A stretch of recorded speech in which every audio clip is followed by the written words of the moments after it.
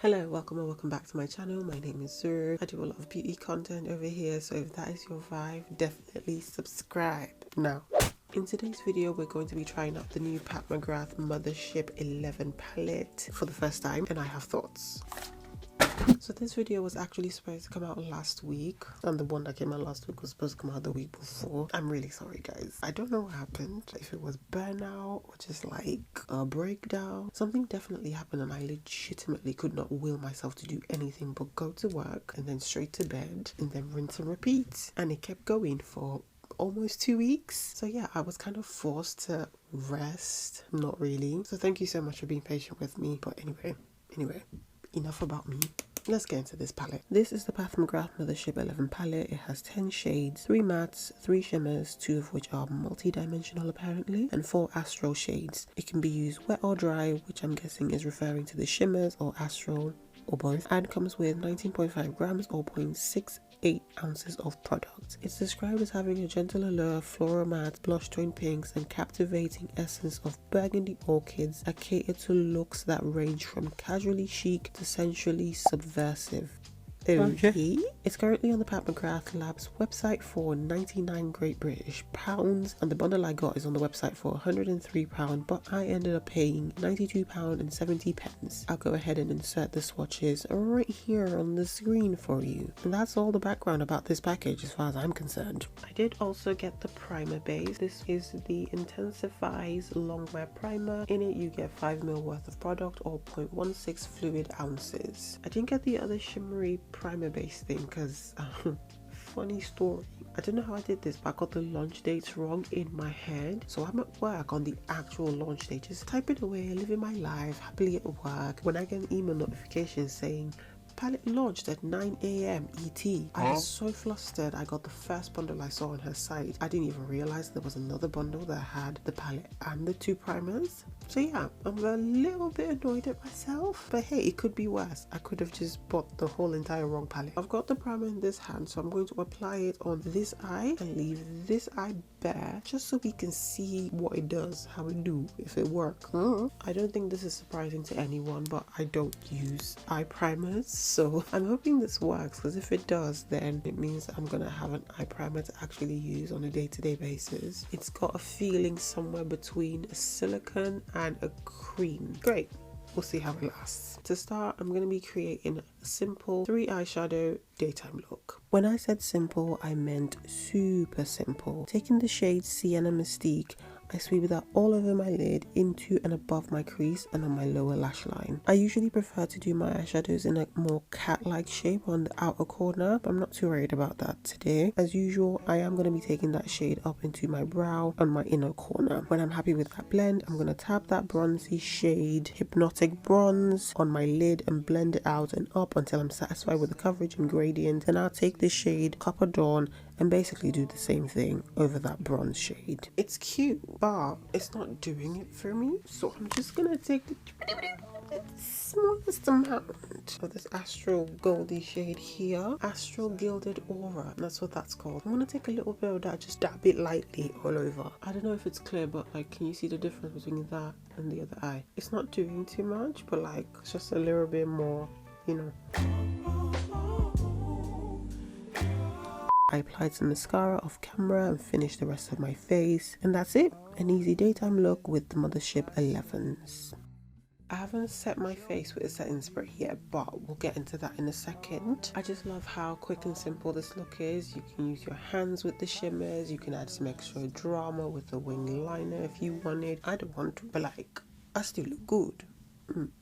Okay, so that's this look done, and for the purpose of this video, let's say it's 8 hours later, I've just got back from work, I have a date tonight at some place fancy, and I have only 10 minutes to get my makeup ready. This is what I do. Without taking anything off, I'm going to deepen that brown Sienna Mystique that's already there specifically in my crease and take it up slightly. Why not? Next, I'll take this dark brownie shade, Extreme Vermilion Dusk, and I'll apply that to the inner and outer corner of my eyes, and then in my crease, connecting them. Then I'm going to take this dark astral shade Glitz Crimson Ecstasy and apply it in the center of my lid, and then this pinky golden shade Astral Pink Fetish and apply that over the first shade, pink, in the center, Yep, that one. And finally, the silvery pink shade Astral Amethyst Allure over the two shimmers. Going back to that lighter brown shade, Sienna Mystique, I'll apply that to my lower lash line, and then the darker brown Extreme Vermilion Dusk, concentrating the darker brown closer to my eye. And then off camera, I'm going to set my face, apply some more mascara if I need it, and that's it. I just realized that I haven't used this matte shade, so I think I'm just going to pop this on like my inner corner, just for funsies. Do you know what I mean? There you have it, the second look. A little more sultry, a little more grungy. I'm quite satisfied with how both looks turned out today. I think they're cute, but I know you guys are not here for that. I know you're just here for my thoughts on this palette, so let's get into it. Okay, let's start with the primer first of all. It is supposed to be humidity proof, sweat proof, water resistant. I'm not finna. I will test that out some other day. I'm not particularly bothered at 1:31 a.m. Boost eyeshadow color for enhanced purity and vibrance. I agree. And this was the first thing I noticed when I applied the very first shade. There was a difference in how the color showed up. There was a difference in the pigmentation. It was a lot easier to get the kind of color payoff I wanted on this eye than it was on this eye. The color seemed a little bit more dull, a little bit like it was just mixing with the oils on my eyelid, okay, because your girl is oily eyelided. But on this eye, it seemed to completely control the oils but provide a nice little base for the product to shine, to be like its best self. And I love that for me. I love that for her.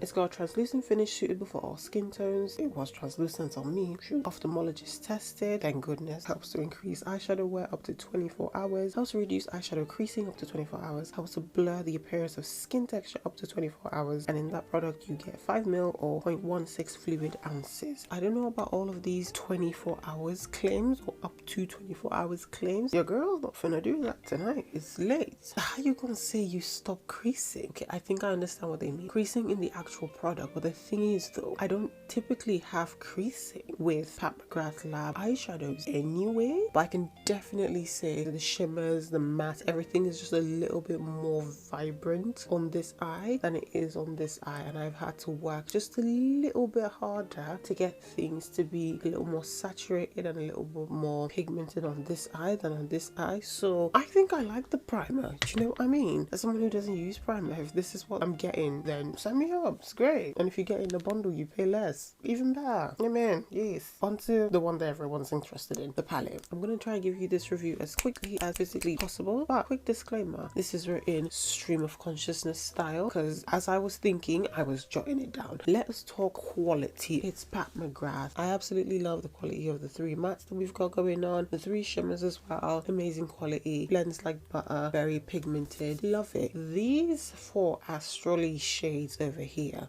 maybe grow. When you swatch them, they look like glitter pieces. Thankfully, they don't feel like glitter pieces because glitter is scratchy AF. I don't know how to feel about them. I think we have these formulas in the Mothership 10 as well. This one gold shade here, I think it is the exact one in the Mothership 10. It's actually slightly different. This one's got a little bit of chartreuse running through it, just the tiniest amount, and the other one is just straight gold. They fall out like nobody's business. When I did the first look, I didn't even put powder on my under eye and I was fine. There was no fallout. Everything was great. The second look, the one I've got on now, is the one that involves 3 out of these 4 astral shades. There's so much glitter, I might as well call it golden freckles. The actual size of the particles is so small that I wouldn't care. However, I know for a fact if anyone was anywhere near me, they would see it. Would I still go out like this? 100%. I don't care, but I know people do. It's a lot, even for my standards as a person who really doesn't care.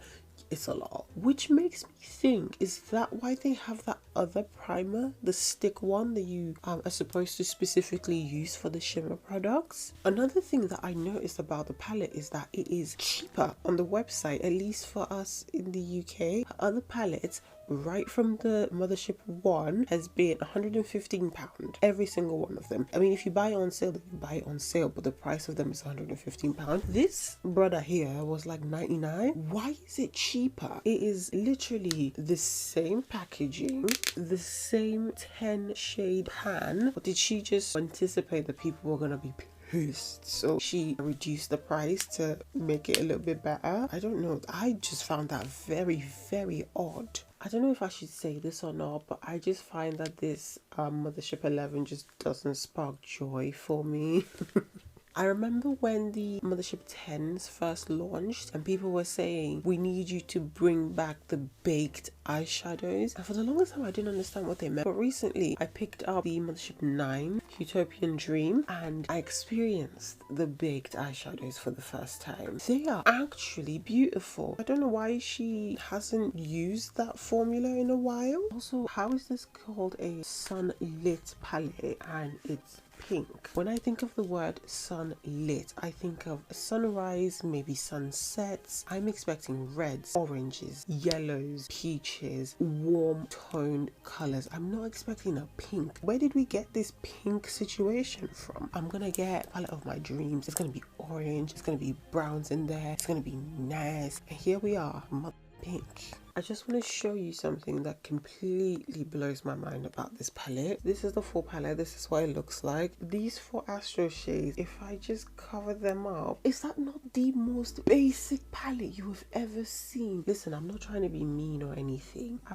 promise you, I can find a palette like this or extremely similar in ColourPop. Speaking of ColourPop, I remember Karuchi did 2 collaborations with ColourPop back in the day. I feel like I could find some of them 6 shades in that palette. The fact that I'm able to mentally link a Pat McGrath palette to a 2017-2018 ColourPop launch is just sad and disappointing. Like, I'm sure the shades are not the same. I'm sure the quality of the shades are on 2 completely different levels. Completely agree with that. The color story though, Chelsea, come on now. This is the sort of color story that I'm expecting from your first launch, your second launch. I'm not really expecting it for like number 11 of a whole mothership from Auntie Pat. That's not really the expectation. Oh, another disappointing thing. You see this shade up here? It's not red. I remember back in the day when Robbie E. Christie first tried a Pat McGrath palette, and Christie was saying it's very difficult for the camera on its own to capture how those shades look on the eyes, on skin, without the filter. So basically, it looks on your face the way it does on Pat socials. In my head, I thought that shade was red because that's what it appeared to be on Pat's socials, but it's pink and it's a pretty shade, don't get me wrong. The disappointing part is that was the one shade that I was most excited for. Unless I absolutely have to, say for a Barbie makeup look or it's a hot pink, I tend to just skip pink, which is why I was looking forward to the red, but so disappointing. So I saw in the comments where some people were saying that Pat McGrath Labs is trying to compete with Charlotte Tilbury. Why? Obviously it's not canon because she didn't say that, but like, this is what people are saying in her comments. I really hope it's not true because that actually makes no sense and it's upsetting me and my homegirls just thinking about it. Forgive me, Charlotte Tilbury fans, but their stuff is kind of boring. You see what they did for the Disney 100-year Kiniko with Tinkerbell. Oh, and Pillow Talk. She wants to be in a nursing home, eating biscuits and drinking tea and just generally being taken care of. Release her, please. Honestly, I think that more than people being over pink and gold specifically, I think people are just over feeling like the magic and the spark and the thing that made Pat McGrath Labs so amazing is kind of gone. I mean, I'm not saying it has gone. I'm saying that that's what it feels like to the people who've been there since day one. You know when you're upset about something but you don't know that that's what you're upset about, so you say you're upset about everything else. I think this is the root cause of the issue. Shogma? Roots. Because if you think about it, before people even began to complain about the pinks and the golds, the first complaint was, why does it feel like shades are being repeated between different palettes? It makes me wonder if she's trying to market to and reach a younger audience. Personally, I've noticed a shift in beauty from like the late 2010s to now. Back then, people loved bold colors, and right now the trend is barely there. Glowy skin. People are trying to be as light and as natural looking as possible, and you can see that shift slightly being represented in her palettes. I don't know how else to say it, but it's giving Gen Z, and not like Gen Z the people, Gen Z this climate in the beauty space. I don't know if that makes any sense, but that's what I was thinking. Maybe she's trying to market to the younger people. Also, it came out roughly around the same time as Barbie, which kind of makes sense. I feel like they should have done with this what they did with the Bridgerton launch, where they make make like an official collaboration product and put those colors there, so at least people still have the Mothership palettes to look forward to. But also on the flip side, I remember the general consensus of the, what they call them, BRIGERTON, there we go, thank you very much, being not very good. People didn't really care, people didn't really like them. So I can also see from the brand's perspective how they don't want to do another collab like that, because people are probably going to hate them. But then this is Barbie, everybody is expecting pink from a Barbie collection. This would have been a low-hanging fruit, easy situation. There were some pinks, some purples, some blues, some like little pastel green. It would have been a great little Barbie thing. But anyway, Pat don't pay me, so what do I know? Okay, wait, hold on. I just said that maybe they saw how people didn't like the BRIGERTON palette and they were like, no, we're not going to do this again. But that would mean that they listened to their customers then. But the same customers have been saying, don't give us pink and gold. And here we are on this wonderful evening. I'll be Maureen. You say Maureen. I think I've got all the negatives out, so let's just jump right into the next bit. I don't know how to transition this. I'm just gonna start talking. I think it's a beautiful palette for all that it's worth. In my opinion, it is the most normal eyeshadow palette that Pat McGrath has ever released, and honestly that's revolutionary in its own way. I know some people struggle when they look at an eyeshadow palette to visualize makeup looks with it. I feel like those girlies deserve a Pat McGrath palette that they can use majority of the shades in it. I just would like her to not do this again. Let this be the last time. It's enough. Move on. The girls are not happy. Everybody's angry. No more pinks. Their chest is tight. I mean, I'm a little partial to girls, so like if you want to keep the girl, that's fine. If for any reason anyone on her team happens to see this video, can you guys please do a pastel palette? Because like I'm gonna need someone that I trust with the power of pigmentation to create a nice little pastel number. And for the love of all things good in the world, can we at least get a purple shade? I feel like this palette would have benefited from a good solid purple, whether he's light, he's dark, he's burgundy. Where is the paper? She's got purple little flowers. You would think that you would see purple. One would have the imagination that such a thing would occur. One would be imagining wrong. Clearly, I would leave it and wait for a sale and then pick it up at maybe 25-30% off. I know Sephora does sales for those of you in the Americas, so maybe there's like a Sephora VIP sale coming up soon. Get the palette then. Don't get it now, get it then. It's finally time for the swatch comparison. I have been putting this one off the entire video. Here I'm swatching all of the shades from the Mothership 11 palette on one side of my arm, then we'll get into the Mothership 9 and 10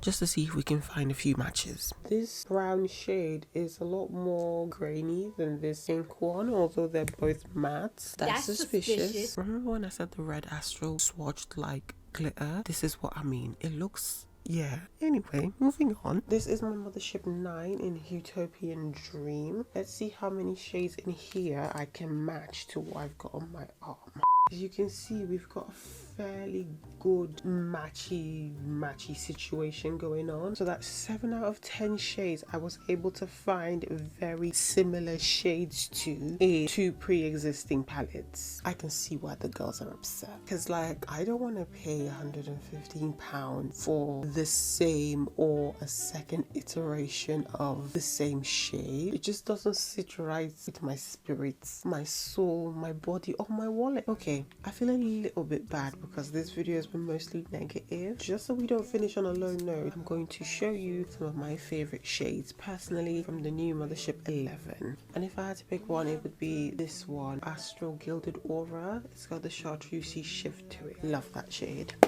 That's it, that's all. I hope this helped you, even though this video is technically late. Let me know how you feel about this palette. I want to hear all of your thoughts, positive or negative, in the comments below. Thank you so much for watching, and I'll see you next week.